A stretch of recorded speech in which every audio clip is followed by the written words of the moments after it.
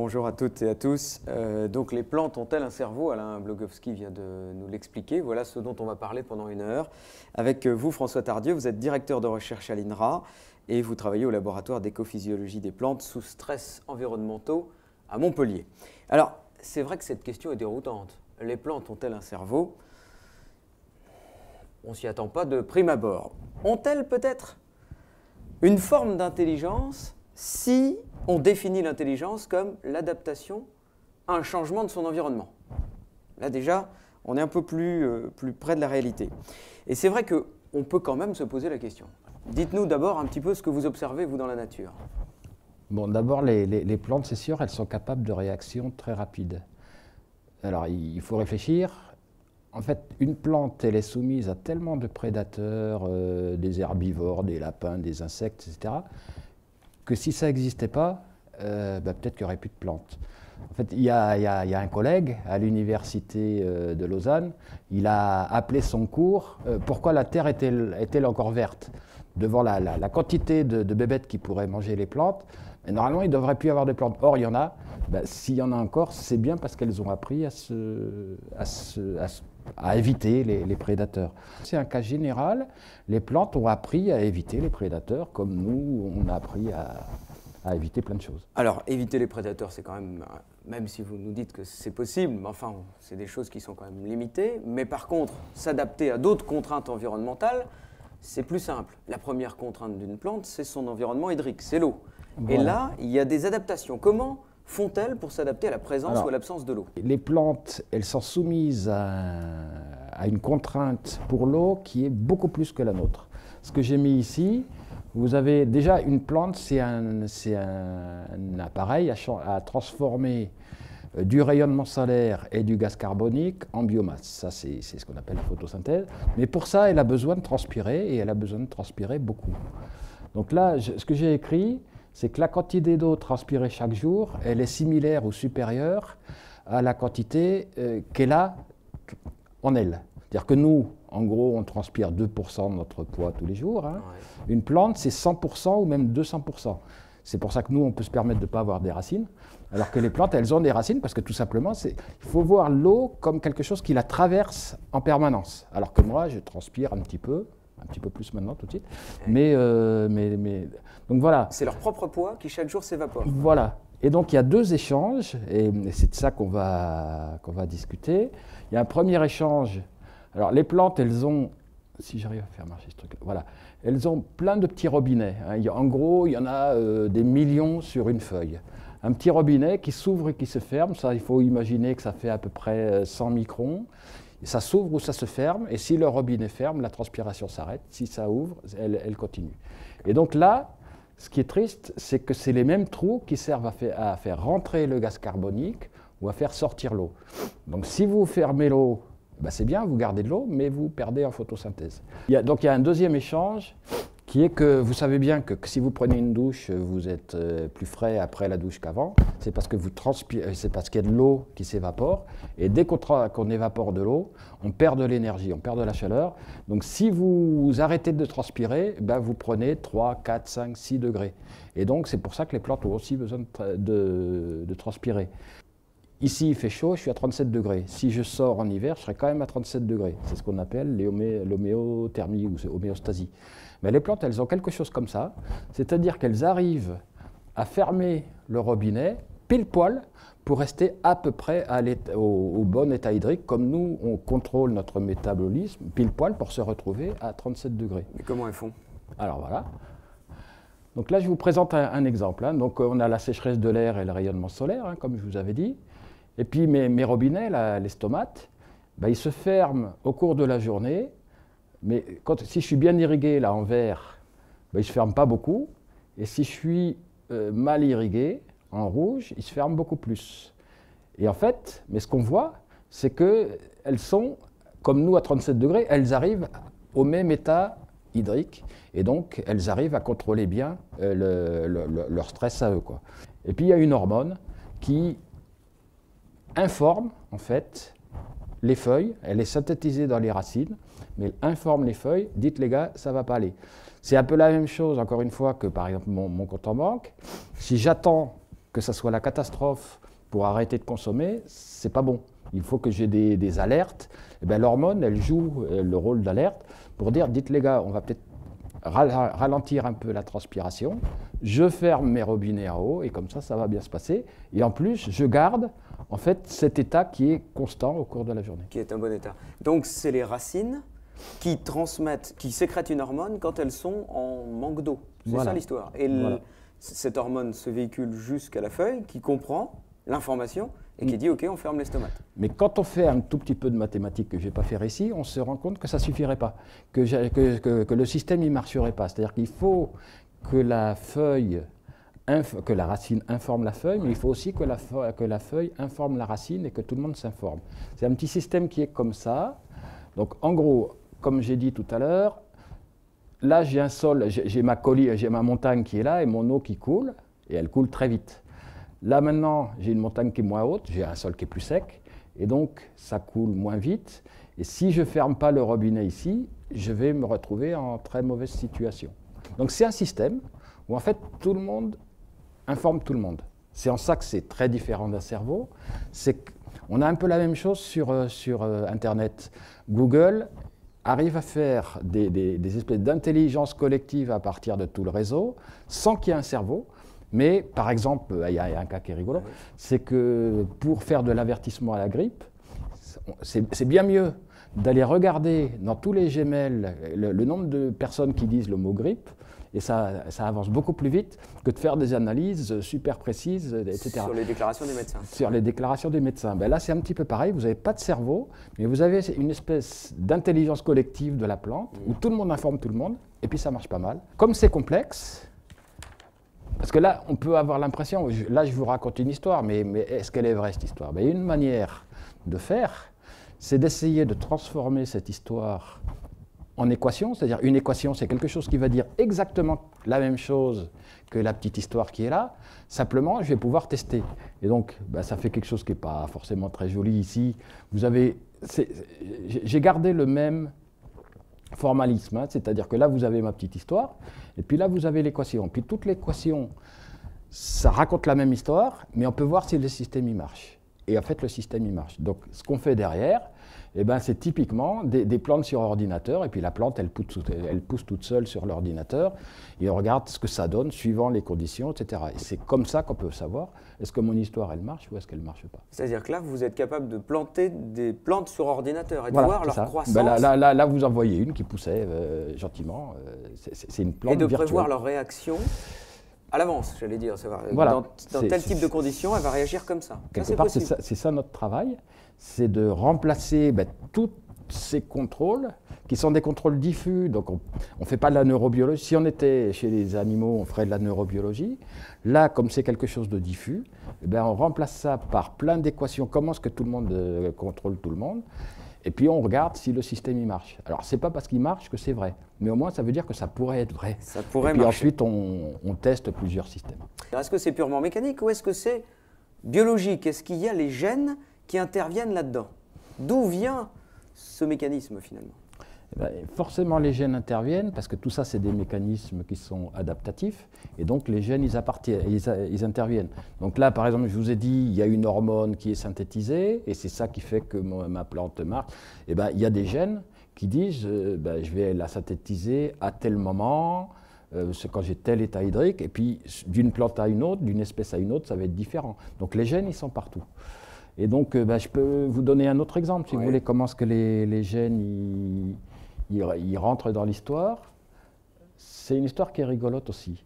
Donc, en fait, on va regarder, vous voyez ici, c'est une feuille qui pousse, c'est-à-dire qu'au fur et à mesure que, toutes les 2 minutes, on regarde à la vitesse à laquelle la feuille pousse, et ça nous interroge, ça nous informe directement sur l'état hydrique en gros, dans la tige.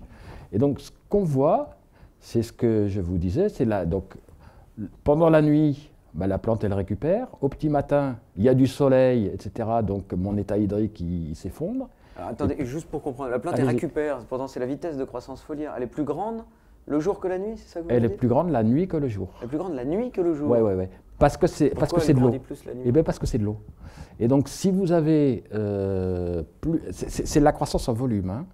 Donc, comme c'est de l'eau qui rentre, ben, si vous êtes le jour, vous transpirez et vous avez moins d'eau, donc ça s'effondre. Et puis la nuit, ben, vous n'avez pas de transpiration. Soleil, les stomates sont fermés. Et donc ça se passe beaucoup mieux. Et donc il y a une croissance plus forte. D'accord. Parce que la nuit, elle ferme ses stomates, c'est ça? Voilà, c'est ça. Et donc, en fait, il faut faire attention parce qu'il y a deux définitions différentes de la croissance. Je peux définir la croissance comme la quantité de carbone que j'ai accumulée, et ça se passe le jour. Mais la croissance en volume, ça se passe beaucoup la nuit. Plus la nuit. Oui, plus la nuit.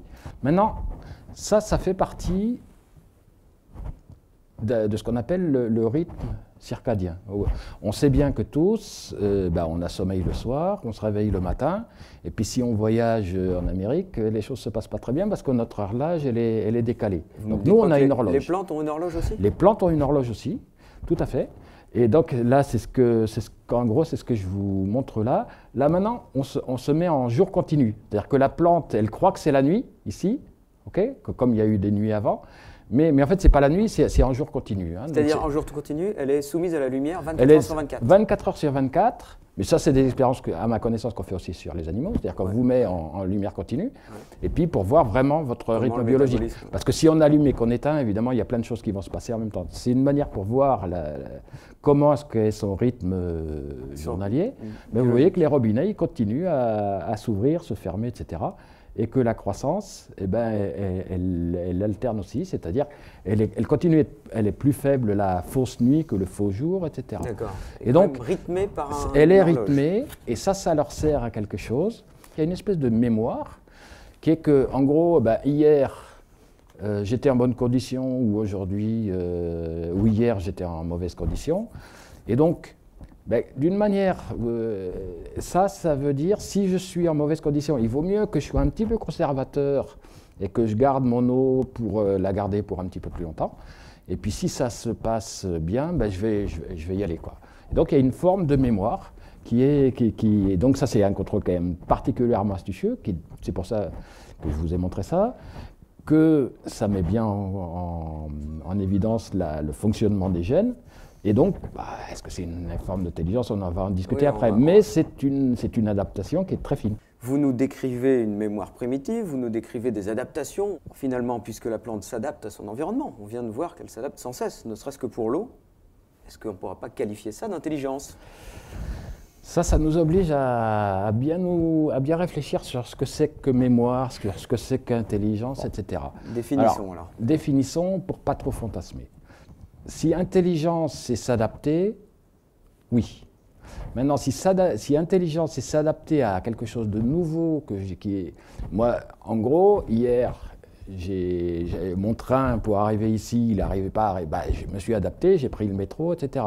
Donc je me suis adapté à une situation nouvelle. Est-ce qu'une plante pourrait faire ça? Une plante ne peut pas le faire. C'est-à-dire qu'une plante n'est pas du tout autonome. Et la seule manière de s'adapter, c'est par l'évolution. En gros, l'évolution, la mutation génétique, l'évolution dans le temps. Donc, la seule manière pour une plante de s'adapter, c'est qu'il y a eu des nouvelles mutations qui fait qu'elle a un système qui est plus adapté. Mais elle ne peut pas réagir à quelque chose de nouveau. En gros, ce qu'on peut dire... Elle est préprogrammée, c'est ça? Elle est préprogrammée. Mais donc elle ne peut pas inventer des choses nouvelles par construction. Et on peut dire que l'intelligence, je crois que c'est comme ça qu'on l'a définie chez l'homme, hein, c'est ma capacité à m'adapter à quelque chose qui n'a jamais été, que je n'ai jamais vu, mais je vais me dire, voilà, la plante, bien sûr, elle ne sait pas faire ça. Elle ne sait pas faire ça. Et donc, c'est pas une intelligence au sens humain. C'est pas une intelligence au sens humain, et je crois qu'elle est liée largement, encore une fois, à l'évolution. Alors, je vous montre encore un petit exemple. Voilà. Vous avez ici, ça c'est une photo de vacances. C'est des situations qui sont très très défavorables. On est à 2000 mètres. C'est extrêmement sec, comme vous pouvez voir, il y a un soleil terrible, etc. Il y a des plantes qui poussent, hein. Elles arrivent à pousser, elles ne poussent pas beaucoup, mais elles poussent. Puis ça, c'est une situation agricole où les plantes, elles poussent beaucoup. Et donc, évidemment, ce n'est pas les mêmes contrôles qui sont ici ou ici. C'est-à-dire qu'ici, En gros, elle a eu des réflexes, enfin des réflexes, excusez-moi, je me mets à délirer moi aussi. Les réflexes dans l'histoire, on va dire, dans elle a eu l'évolution. des comportements conservateurs, elle n'a pas trop poussé, elle a fermé les robinets, etc. Gardons de l'eau, protégeons-nous, etc. Et ici, c'est presque le contraire, c'est-à-dire, allons-y, je mets des racines partout, j'ouvre les robinets, je pousse le plus vite que je peux, etc. Et ce qu'on peut se dire, c'est que en fait, on a une optimisation entre des caractères qui sont plutôt pour la tolérance et puis des caractères qui sont plutôt pour pousser vite. Et si on se dit, ben voilà, finalement, les seules plantes que je vois aujourd'hui, c'est celles dans un milieu, c'est celles qui ont eu la bonne stratégie dans ce milieu. C'est-à-dire que si une plante, comme ça, je la mets ici, ça va très mal se passer pour elle, parce qu'il y a des plantes à côté qui l'étouffent et la descendance est perdue. Elle va disparaître. Si cette plante-là, elle va ici, ça va très mal se passer ici aussi, parce qu'elle va essayer de pousser, et puis elle va se retrouver fort dépourvue quand l'automne sera venu. Et donc elle disparaît aussi. Donc en fait, ce qu'il faut s'imaginer, c'est que la seule plante que je vois aujourd'hui, c'est celle dont la descendance a réussi à continuer. Et donc, eh ben voilà, je crois que c'est ça, en fait, ce qu'on peut appeler l'intelligence, qui n'en est pas, c'est que donc, eh ben, les seules plantes que je vois aujourd'hui, c'est celles qui ont eu des adaptations qui collaient à leur milieu. Et donc, ben, ça colle bien. Mais si je prends cette plante-là, quand je vous dis qu'elles ne sont pas capables d'innover, si je prends cette plante-là que je ne la mets pas ici, ben, nous, en gros, on va essayer d'innover et puis de faire quelque chose. Là, simplement, elle va mourir. Donc, ce n'est pas de l'intelligence. Alors, je vous entends, je vous comprends à peu près, mais en même temps, je me pose toujours des questions. Parce que quand même, moi je la vois, ma plante est grandie. Quand je lui parle, j'ai l'impression qu'elle me comprend. Est-ce que par exemple, une plante peut souffrir? Est-ce que vous avez travaillé sur, quand on arrache une feuille, est-ce que la plante réagit? Alors, je vous ai dit, on a parlé de mémoire, on a parlé d'intelligence. À chaque fois, il faut réfléchir un peu à qu'est-ce que veut dire le mot. Alors, souffrance. Ce qui est sûr, c'est que si je pique une plante, si j'arrache une feuille, que je coupe, il y a beaucoup de choses qui se passent. Il y a des signaux hydrauliques, hormonaux, là elle arrête de pousser immédiatement, elle émet des nouveaux composants. Alors, est-ce que c'est la souffrance ? Elle réagit. Elle réagit. Donc pour moi, je l'interprète, c'est l'évolution. En général, quelqu'un qui pique ou quelqu'un qui arrache, c'est un prédateur, c'est un herbivore. Et donc c'est là où on retrouve nos exemples du début, où finalement la plante, pour se défendre, donc elle émet des composés volatiles ou des choses comme ça. Donc pour moi, ce n'est pas de l'intelligence, c'est simplement, là encore, une forme d'adaptation aux herbivores. Maintenant, je pense que c'est quelque chose qui est aussi un peu une décision presque personnelle. Si j'ai envie d'appeler ça souffrance, après tout, j'ai le droit. Mais je crois que le scientifique, il évite d'avoir des sentiments personnels, il regarde. Mais bon, appelons-le comme on veut, mais il y a une réaction. Et pour moi, ce n'est pas une réaction organisée comme peut être la souffrance. Bon, alors, on va venir maintenant sur le thème de l'exposition, qui est de nourrir le monde. Est-ce qu'on peut utiliser ces réactions de plantes que vous nous décrivez? Parce qu'elle réagit, on voit quand même que c'est un organisme assez complexe qui réagit à son environnement. Est-ce qu'on peut l'utiliser pour mieux nourrir, pour mieux produire ou pour s'adapter à un changement climatique? Et quand on réfléchit, la nature, en fait, elle a eu un peu tendance à privilégier plutôt des approches très conservatrices, tout simplement, parce que celles qui n'ont pas été assez conservatrices, elles ne sont plus là pour nous le raconter. L'agriculteur, en gros, il préférera toujours avoir une année sur 20 où ça se passe mal, tant pis, dans une parcelle, que être toujours pas très bon. C'est-à-dire que l'agriculteur, en gros, il n'est jamais intéressé par une stratégie comme ça, il est toujours intéressé par des plantes qui y vont. Alors peut-être pas trop, qui soient résistantes quand même, etc., mais qui y vont. Et c'est pour ça qu'en fait, on a besoin aujourd'hui de faire de la réingénierie des plantes, mais c'est la sélection, c'est pas... Maintenant, on arrive avec tout ce que je vous dis là, à l'objectiver un petit peu, mais la sélection, quelque part, c'était une manière de rendre les plantes de moins en moins conservatrices, c'est-à-dire qu'au lieu d'avoir des stratégies de conservation, etc., maintenant, par exemple, les semences, ce n'est pas l'agriculteur qui le produit, donc s'il rate sa récolte, il y aura des semences qui viendront d'ailleurs, donc ce n'est pas grave, etc. Donc l'idée générale, je crois, d'une bonne partie de la sélection, c'est d'aller vers des choses qui boostent. Et ça, on peut continuer encore pour nourrir 9 milliards en 2050? Eh bien, ça, c'est tout le truc.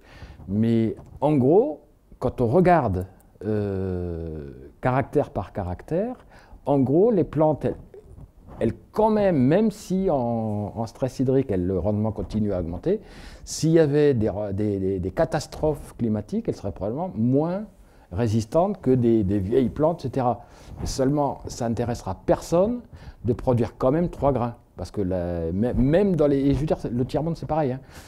En Tunisie, si la récolte prévue est catastrophique, les gens, ils envoient les chèvres. Ils ne s'en mettent même pas à récolter. Donc voilà, je pense que la tendance générale, c'est d'arriver à comprendre la diversité génétique qui fait que les plantes vont être de plus en plus tournées vers la production, peut-être de moins en moins vers la conservation, donc pour faire toute cette réingénierie des plantes. Alors là, d'un côté, vous me rassurez, vous nous dites, les plantes, on utilise leur capacité d'adaptation pour les faire produire plus, qu'elles soient moins conservatrices et plus productives, on va dire, de feuilles de croissance hein, ou de graines. Très bien, donc on peut imaginer que ça se poursuit. D'ailleurs, on voit que sur le blé, ça ne se poursuit pas, mais enfin bon. Et alors, ce qui m'inquiète, c'est justement ce tassement du blé. Est-ce que le changement climatique, est-ce qu'il est à ce point impactant sur les productions végétales qu'elles n'aient pas le temps de s'adapter? C'est toute la question. Et là, ça va se produire très différemment chez des plantes, alors ce qu'on appelle pérennes, c'est-à-dire une plante qui reste là. Le pire, c'est un chêne. Oui. Parce qu'un chêne, vous le mettez à un endroit, c'est pour 200 ans. De 200 ans, où est-ce qu'il en sera le climat? Et alors là, c'est vraiment embêtant. S'il s'agit d'une plante annuelle, il y a quelque chose qui est très intéressant, par exemple, les variétés dites sud, on va pas... Si vous regardez en France, elles se promènent et elles vont vers le nord. C'est-à-dire que l'agriculteur, de plus en plus, utilise des variétés qui étaient, il y a 20 ans, utilisées dans le nord, et puis ils le mettent plus à le sud. Simplement parce que l'agriculteur, lui, il est intelligent pour le coup, et donc il s'adapte.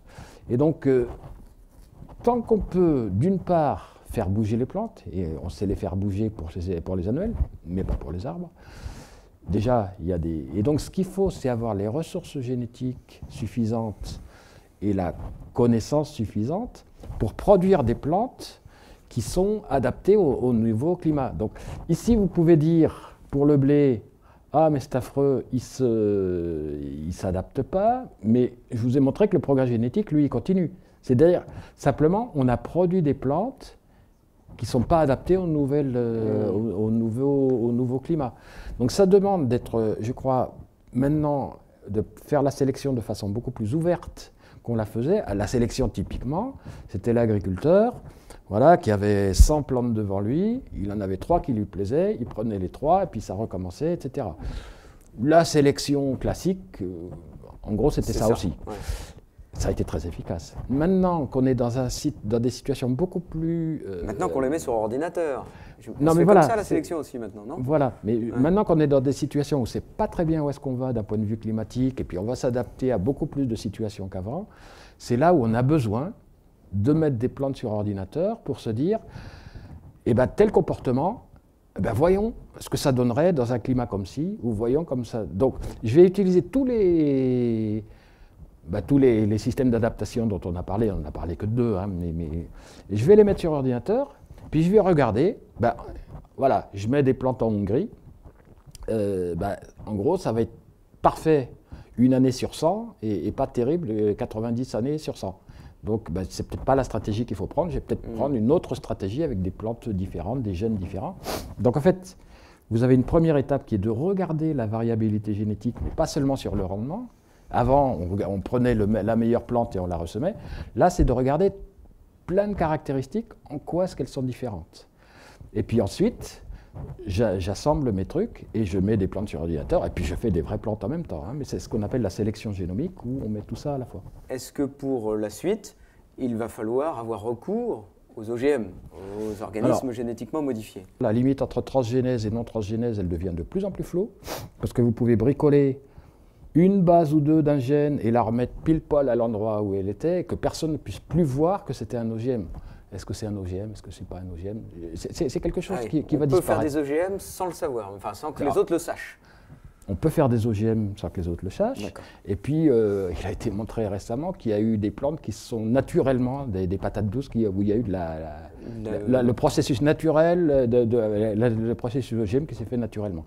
Donc la limite entre OGM et non-OGM va devenir floue, mais ce n'est pas le sujet. Ici, on a des disponibilités très larges de gènes. Soit on peut utiliser les gènes existants par génétique, croisement, etc. Soit on peut les bricoler. Et ça, je dirais, ça c'est presque une question secondaire.